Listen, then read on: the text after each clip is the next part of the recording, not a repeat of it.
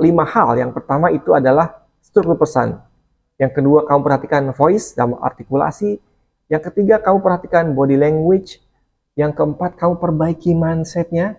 Yang kelima, storytelling. Banyak orang pintar, tapi bicaranya membosankan, teman-teman.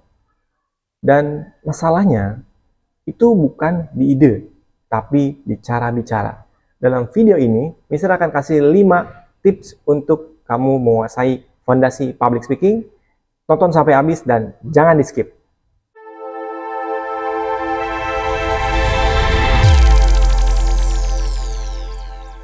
Oke, gini teman-teman. Public speaking itu adalah skill, bukan hanya bakat. Jadi skill itu bisa kita pelajari.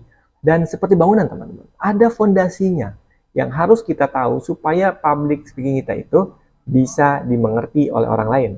Setidaknya ada 5 fondasi yang harus kalian pelajari. Yang pertama adalah struktur pesan. Jadi setiap kita bicara itu harus punya yang namanya struktur. Sebetulnya struktur itu mudah teman-teman, karena setiap orang ketika bicara atau menulis sesuatu biasanya ada strukturnya. Dan itu simple. Ada opening, ada isi, ada closing. Dan teman-teman bisa menggunakan namanya rule of three. Apa rule of three itu, Mister? Oke, rule of three adalah cara kita untuk mendeliver message kepada audiens supaya audiens itu lebih paham. Mister kasih contoh. Ada 3 hal penting dalam mengembangkan bisnis properti. Nah, 3 hal inilah yang disebut dengan rule of three.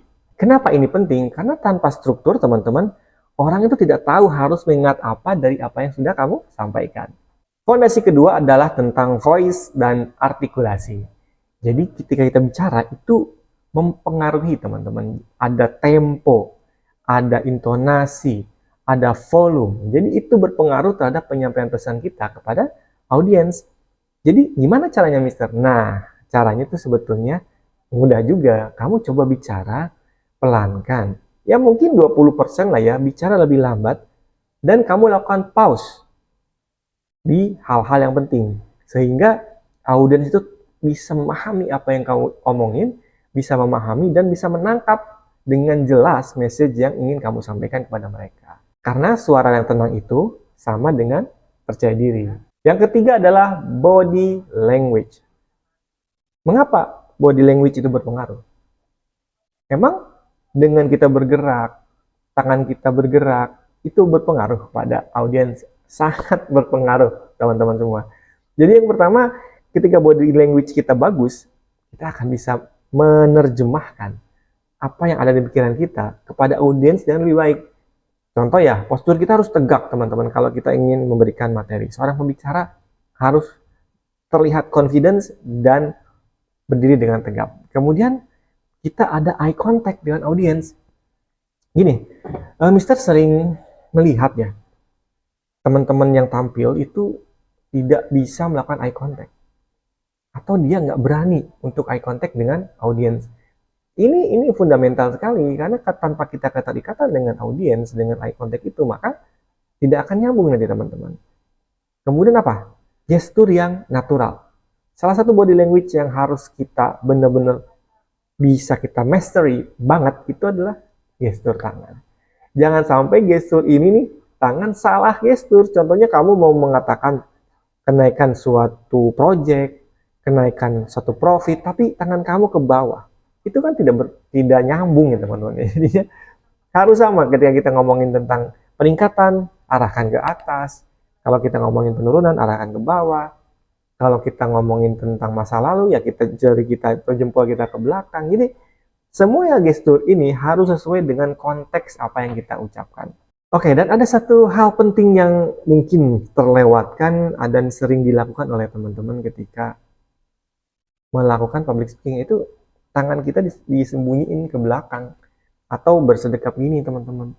Dan itu pose yang dilarang lah ya, dalam arti kata kurang oke ketika kamu menyampaikan pesan kepada audiens, karena di situ kamu seperti ada pesan dalam diri kamu bahwa kamu itu orangnya tertutup atau kamu menyembunyikan sesuatu, dan audiens itu akan merasakan itu sebagai hal yang defensif ya, jadi defensif dan Akhirnya orang, aduh, ngapain sih orang ini ngomong gitu.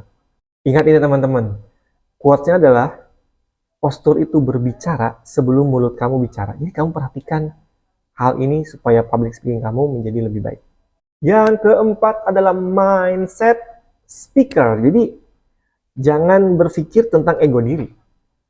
Berpikirlah tentang audiens. Berfokuslah kepada audiens.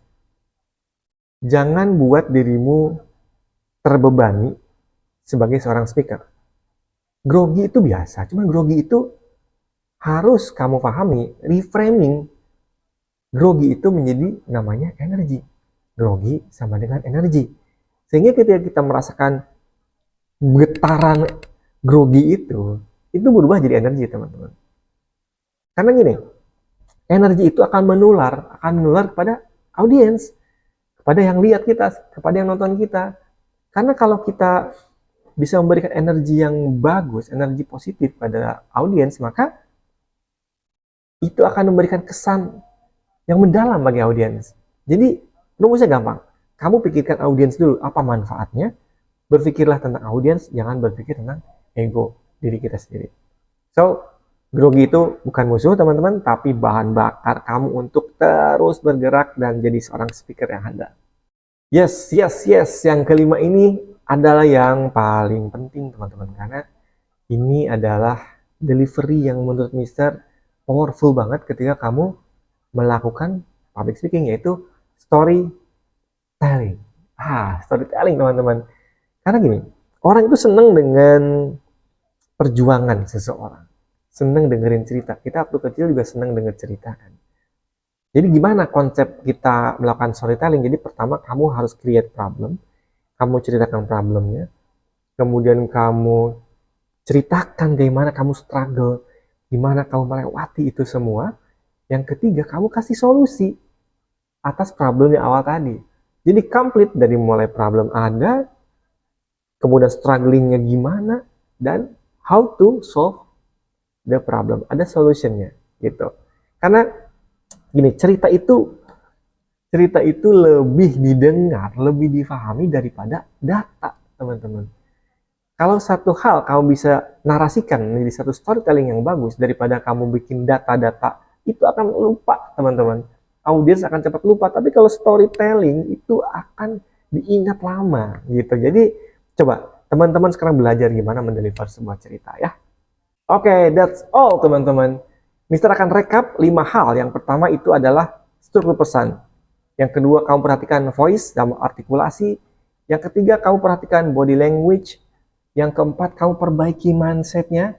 Yang kelima, storytelling. Ingat-ingat itu teman-teman, karena itu akan menjadi fondasi kalian ketika kamu bicara di depan umum. Public speaking itu bikin orang paham dan percaya. So, kalau kamu sudah kuasai ini, kamu sudah di atas 90% orang-orang. Kalau menurut kamu video ini bermanfaat, coba kamu subscribe dan share kepada teman-teman kamu.